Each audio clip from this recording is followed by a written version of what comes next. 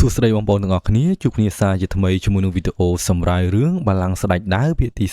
37សបាយក៏បាននិយាយធូប៉ាយិញយ៉ងខ្ញុំចង់ប្រយុទ្ធជាមួយនឹងឯងគេក៏បានតបល្អដោយសារតែឯងចង់ជឿសាច់ហើយនោះខ្ញុំនឹងបំពេញបំណងរបស់ឯងមនុស្សម្នាក់នេះក៏បានថាប្រសិនបើជាខ្ញុំចាំមិនខុសទេមេតបធូប៉ាមានអាយុទើបតែ20ឆ្នាំតែប៉ុណ្ណោះមែនទេគេបានឈានដល់កម្រិតស្ដេចដាវទី8ទាំងនៅក្មេងបែបនេះអស្ចារ្យពេកហើយម្នាក់ពាក់អង្កាំក៏បានបន្ថែមអ្នកវឹកហាត់កម្រិតទី8គឺគ្រប់គ្រាន់នៅក្នុងការគ្រប់គ្រងតំបន់មួយហើយពិតជាស័ក្តិសមជាកូនរបស់ព្រះដាវទី1មែនម្នាក់នេះក៏បានថាអីយ៉ាតែប៉ុណ្ណឹងគឺចប់ហើយម្នាក់ចាស់នេះបាយនោះគឺមិនអាចយកឈ្នះគេបានទេអញ្ចឹងព្រះនាងសបាយបោះបង់ការប្រយុទ្ធទៅលោកមិនអាចប្រយុទ្ធជាមួយនឹងគេបានទេមែនហើយពួកយើងរកឱកាសមួយទៀតឲ្យឆាវឆាវកម្រិតពួកយើងគឺឆ្ងាយគ្នាពេកឆាវឆាវក៏បានស្រែកបងប្រុសខ្ញុំលែងចង់បានដើរដល់ទេវភាពនោះទៀតហើយបងចាំមកវិញមកអ៊ីបាយក៏បានងាកទៅហើយក៏បាននិយាយថាកម្រិតខុសគ្នាតែវាសំខាន់ណាស់មែនទេគ្រាន់តែប្រយុទ្ធអ៊ីបាយក៏បានបញ្ចេញដើរមកជួយហ្វឹងគេក៏បានកាន់ម៉ាស៊ីនដើររបស់គេចេញទៅទូប៉ាបានប្រាណថាពលបំបីនៅដើរខ្យល់នឹងយឺតណាស់ខ្សោយពេកហើយអញ្ចឹងឯងសាកល្បងជាមួយនឹងដើរទាំងពីរនេះម្ដងទៀតទៅអ៊ីបាយក៏បានលោតឡើងទៅខាងលើបញ្ចេញនូវស្នៀវដើររបស់គេកាប់ចុះមកកំចាត់ផ្កាយនឹងព្រះច័ន្ទទូប៉ាក៏បានថា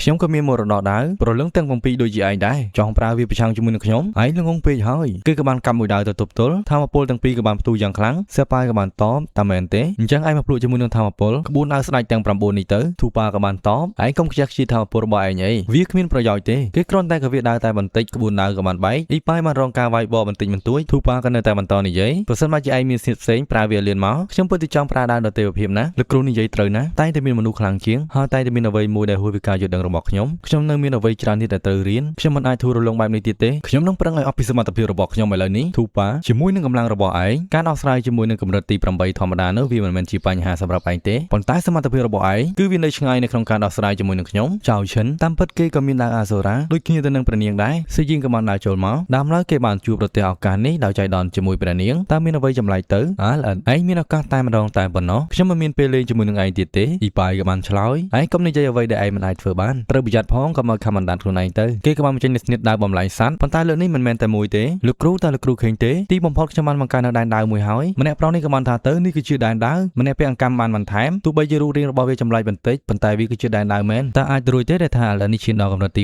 8ដែរម្នាក់ពាក់ LQ ក៏បានថាអូព្រះអើយគេមើលទៅក្មេងជាងមេតបធូប៉ាទៅទៀតមេតបចឹងក៏បានលន់មកដូចគ្នាមិនចម្លែកនោះទេតែកូនព្រះដើរទី1ចាត់ទុកគេគឺជាសត្រូវនោះមិនសាមញ្ញនោះទេធូប៉ាក៏បានថាទោះបីជាឯងអាចធ្វើវាទៅជាដែនដើរក៏ដោយចូលវាយ៉ាងម៉េចនៅទីបំផុតឯងនឹងចាញ់គេក៏បានបញ្ចេញនូវថាអំពើរបស់គេបំបែកនៅដែនសัตว์នោះឬហើយគេក៏បានធ្វើការលោតទៅព្រះនាងសបាយនាងល្អិតក៏បានគិតនៅក្នុងចិត្តហ៊ានតែសម្រាប់បងប្រុសរបស់ខ្ញុំនឹងឲ្យឯងល្អមើលគេនោះក៏បានកាប់ទៅកាន់អ៊ីប៉ាយពី3ដើរទៅប៉ុន្តែអ៊ីប៉ាយក៏បានគេចផុតខ្ញុំចាំមើលថាតើឯងនឹងគឺឯងរត់គេចបានយូរប៉ុណ្ណាគេបានបញ្ចេញនូវថាអំពើធ្វើឲ្យមនុស្សមួយចំនួនក៏បានរត់ចេញអ៊ីប៉ាយក៏បានថានៅតែមានឱកាសម្ដងទៀតគេក៏បានបញ្ចេញនូវស្នៀតដើរឬស័យមើលដើមដើរជាច្រើនក៏បានហោះឆ្វាយឆ្វាន់ម៉ានីរឿងភ្ញាក់ផ្អើលបន្តិចដែនដើរមួយទៀតវាមិនអាចទេលីអៅក៏បានតបវាគ្រាន់តែជាដែនដើរមួយទៀតទេតើមានអីត្រូវភ្ញាក់ផ្អើលម្ល៉េះម៉ានីកូវីក៏បានបន្តិចដែនដើរគឺជាដែនមួយដែលបង្កើតឡើងដោយការរួមផ្សំជាមួយនឹងចេតនាដើរនៅពេលដែលស្ទាត់ជំនាញហើយវាបង្ហាញថាមនុស្សម្នាក់នោះរៀបនឹងឈានដល់កម្រិតទី8ឬមួយប្រហែលជាពួកគេនឹងគឺឈានដល់កម្រិតទី8រួចទៅហើយលើពីនេះទៅទៀតនោះមានតែអ្នកដែលបានបង្រួមដែនដើរមួយតែប៉ុណ្ណោះដែលមានលក្ខណៈសម្បត្តិគ្រប់គ្រាន់ដើម្បីវឹកហាត់បេះដូងដើរហើយក៏ខ្លាយទៅជាដើរព្រះជាធម្មតាគឺមានតែកំពូលមនុស្សឆ្លាតទេទើបអាចធ្វើបែបនេះបាននៅពេលចុងក្រោយយ៉ាងច្រើនបំផុតមនុស្សម្នាក់អាចបង្រួមបានតែដែនដើរ2តែប៉ុណ្ណោះប៉ុន្តែគេនេះលីអៅក៏បានថាពិតជាគួរឲ្យសោកមែនអាឡែនេះពិតជាមានសំណាងណាស់នេះមិនតាក់ទងជាមួយនឹងសំណាងទេវាតាក់ទងជាមួយនឹងការយល់ដឹងមេតបជាងក៏បានគិតនៅក្នុងចិត្តដែនដើរចំនួន2ខ្ញុំឆ្ងល់ថាតើគ្រូរបស់គេគឺជាអ្នកណា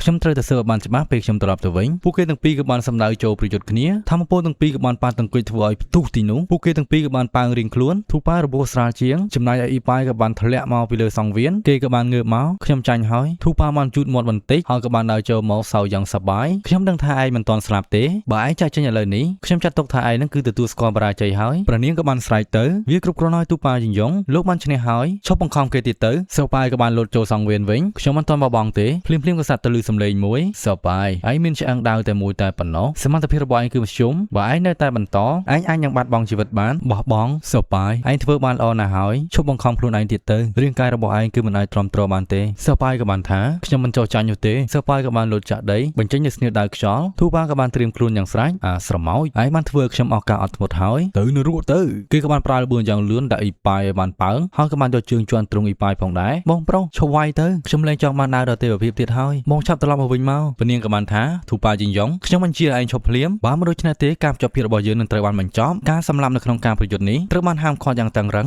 ឯងមិនអាចបំពានច្បាប់បានទេធូប៉ាក៏បានតបពួកទ្រង់បារម្ភពីគេខ្លាំងណាស់ខ្ញុំតាំងចិត្តសម្លាប់គេចាំមើលថានរណាអាចបញ្ ឈប់ខ្ញុំបានយូហោក៏បានហៅលោកពុកជួយសៀវប៉ាយផងសៀវប៉ាយក៏រើខ្លួនបានមិនចាំបាច់អង្វរអ្នកណាឡើយខ្ញុំអាចប្រយុទ្ធបានគេក៏បានបញ្ចេញនូវស្នៀតដាវអូជីឈៀនខុនធូប៉ាក៏បានតឯងរត់ស្លាប់ហើយគេក៏បានលុតទៅខាងលើបញ្ចេញដាវយ៉ាងធំអ៊ីប៉ាយក៏ដាវធំដូចគ្នាដាវទាំងពីរក៏បានប៉ះទង្គិចថាមពលក៏បានផ្ទុះបងប្រុសនាងបានយំហើយចង់រត់ចូលលីខងក៏បានចាំនាងតូកុំទៅអីពីគ្រោះថ្នាក់ណាស់យើងក៏បានឃើញថាសាច់រឿងរបស់យើងក៏បានឈានដល់ទីបញ្ចប់ជាចុងក្រោយបើសិនជាមានពាក្យពេចន៍លើសលួខ្វះខាតកន្លែងណាមួយក៏សូមបងប្អូនអធិស្ឋានជួបគ្នាពេលក្រោយ